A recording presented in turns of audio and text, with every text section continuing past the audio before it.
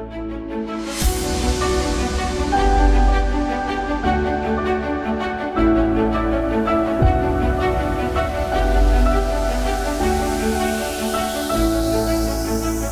morning, I am Kaysar from Radio Dangi NWE in Halabja. Today we have a special interview with Mr. M.Irvin Hicks Consul General US in Erbil about his trip to Halabja. Hello Mr. Ervin, warmly welcome to Halabja and Radio Dangi NWE. Hello, and Bani Bash Halabja. We understand this is your first trip to Halabja. What brings you here today? What do you hope to accomplish on your trip? Yes, I'm very excited to be here. So this is part of a 3-day visit to the region. We are spending time in Sulaymaniyah and then also today focusing on the issues of human rights, also looking for opportunities to promote trade and investment between Kurdistan and the United States of America, and as well as getting to make new friends, new partners, such as yourselves, to identify opportunities for doing additional programs, particularly in the area of exchange, cultural exchange, educational exchange, and also networking, such as with the the Halabja Chamber of Commerce, because we will have a American trade mission coming in June to Kurdistan to promote agribusiness opportunities. We have noticed that you have regularly been highlighting human rights issues in the Iraqi Kurdistan region, as well as those related to women's empowerment. What is your message to the people of Halabja on these topics? Yes, absolutely. So every society, even the United States of America, where you have 50% of your population, you need to leverage all the resources to progress, to advance, and women play an important role. And here in Halabja, I'm very impressed by the large representation that you have of leaders who happen to be women. I just had the pleasure of meeting your mayor, for example, and very impressive credentials, and her being a woman is not because she's in this position as mayor. She's mayor because she's an impressive leader who happens to be a woman. And that's what equal opportunity is all about. Monday we celebrated Dr. Martin Luther King's birthday. And Dr. King said that one should be judged not by, in this case of America, the color of one's skin, or in this case, not because of your gender, but by the content of your character. And that's what this is all about. And so women empowerment is to provide women, girls, the same opportunity to contribute to Kurdistan, to contribute to Iraq as boys and men. You have also been commenting regularly on press freedom issues. What are your major concerns and what are you doing about them? No, we're very concerned of the reports we have received, and also we met yesterday with representatives from the media, civil society representatives, who are sharing with us disturbing negative trends in terms of how journalists are being treated, the arrests without cause, going through phones, being detained without being informed as to why they're being detained. These are all chilling effects on having a free media. And free media is very important because democracy dies in darkness. And the media is part of providing light for accountability. Citizens in all countries, whether the United States, whether here in Iraq, whether in Kurdistan, need to know, particularly for those who are in public officials, what they're doing with their tax money, how they're managing their resources, because it is the people's resources. And the media's role serves as an accountability for that. But it's also important to note this has to be responsible media. And responsible media follows such things as ethics, so to be objective, not to advance your own agenda and then say that you're a journalist and that gives me the freedom of speech there. But the fact is you haven't done your homework, you haven't double-checked your facts, you're taking rumors and promoting those as news. Those are things, so it's to be a responsible media, and we have programs in the Consulate in Mission Iraq to help with bolstering, to make a more professional media.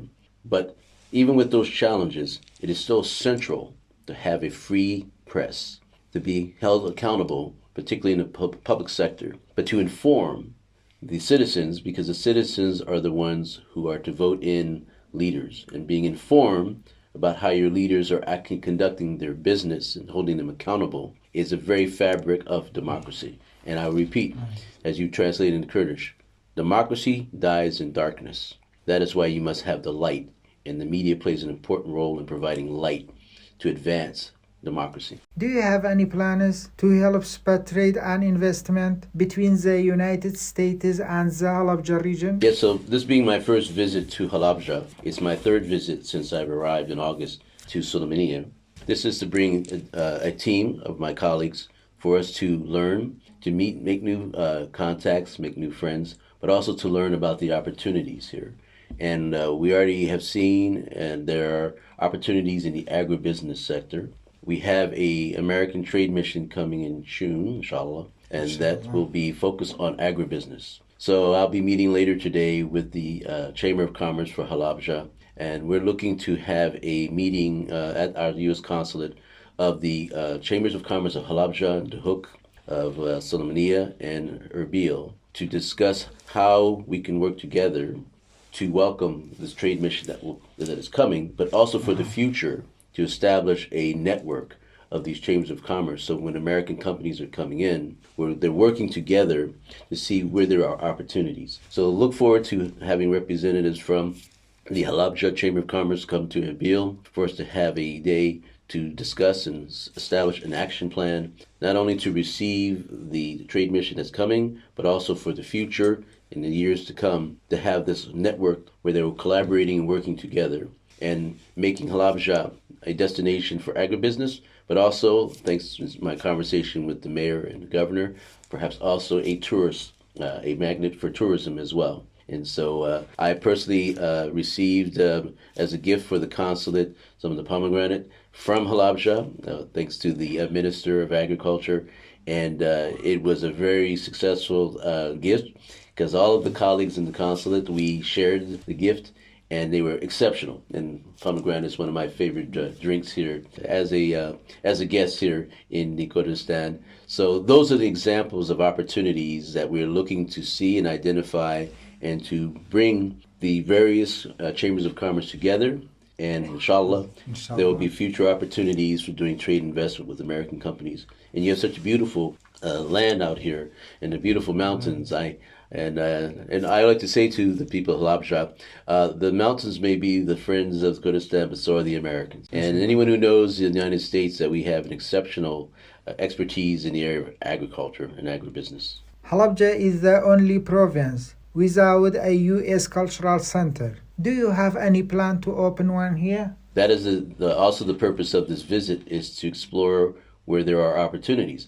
We know that this is a central area for art as well as for cultural expression. And so that's for the purpose of our visit, is to see, and brought down a team. We have a team of 6 of us coming from the consulate, and we're here to explore new opportunities, particularly in Halabja. I'm looking forward to paying my respects to the museum, the Halabja Museum, but also during the course of that, in our conversations with the mayor, as well as with other representatives here in Halabja, we will be assessing where there are opportunities to promote that, and if there's an opportunity to establish an American corners here in Halabja. We were very impressed by, when I say impressed, we were hearing from from Baghdad that perhaps Halabja will be added as one of the provinces, the 19 provinces there. Further shows attention is growing toward Halabja.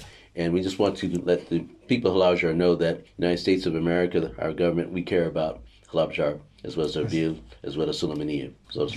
What has been your favorite thing about the Iraqi Kurdistan region since you arrived? I used to say it was the food like Doma, but I'm going to have to but I'm changing that. It is now Minjili Kurdistani is my favorite.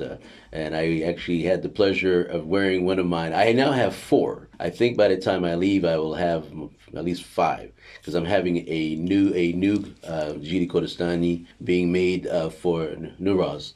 And so, but I had the pleasure of wearing mine last night at a reception. Thank you again to the Chamber of Commerce of Sulaymaniyah for hosting a wonderful reception. It was very well attended. So that is one. Most importantly of Minjili Kurdistani are the people. The warm hospitality, I feel very much right here at home immediately upon arrival. Of course, then the food, my favorite is Doma. And I enjoy also dancing, the traditional dances as well. But it's a beautiful landscape. But just looking out the window today and at the mountains and seeing a little bit of snow on top of that reminds me of my own country, particularly in the areas like in Denver, Colorado, And even when there's not snow in New Mexico, in terms of the landscape and all the green that you have here and the excellent cuisine. But at the end of the day, all of that said, the most thing I enjoy most are the people. They make me feel very much at home. I feel like family. Do you plan on returning to Halabja, perhaps for the commemoration of the chemical attacks here? That tragic event is very important, and we will be here in recognition of that tragic event. And once again, my deepest sympathies to the people of Halabja for having to have undergone that trauma that continues, particularly for those who remain sick from this treacherous gassing, this cowardly act.